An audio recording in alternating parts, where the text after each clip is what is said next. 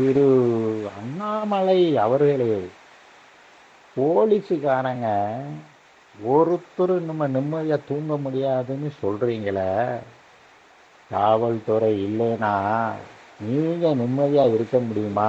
நிம்மதியாக ஒரு இடத்துக்கு போக முடியுமா? ஏன், நீங்களும் காவல்துறையில் இருந்தவங்க தானே? காவல்துறை, காவல் நம் நாட்டின் கண்கள், பெண்கள் நம் நாட்டின் கண்களுமா. அந்த பெண்களுக்கு பாதுகாப்பு கொடுக்கவே காவல்துறை தான்.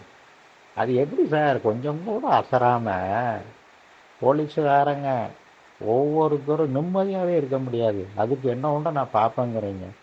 என்ன சார், உடனே போய் மனநல டாக்டரை பார்த்து ட்ரீட்மெண்ட் எடுத்துக்கிடுங்க மிஸ்டர் அண்ணாமலை.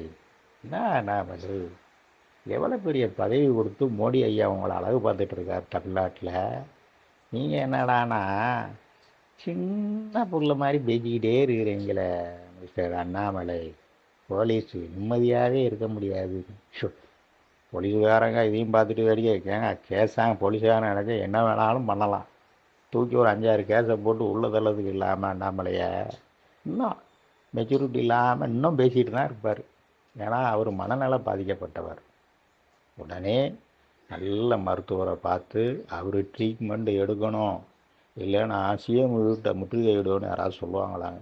அறிவு உள்ளவங்க யாராவது சொல்லுவாங்களா? மக்களால் தேர்ந்தெடுக்கப்பட்ட ஒரு முதலமைச்சர் அவரை பார்த்து சொல்கிறார், அவர் வீட்டை நாங்கள் முற்றுகையிடுவோம். எங்கள் டாஸ்மார்க்கு ஊழல் இன்னும் நிரூபிக்கலை. நிரூபித்ததுக்கு அப்புறம் தானே போராடணும். நிரூபித்து தண்டனை வாங்கின எவ்வளோ பேர் இருக்கிறாங்க, அவங்கள பற்றி நீ பேசு. என்ன மிஸ்டர் அண்ணாமலை,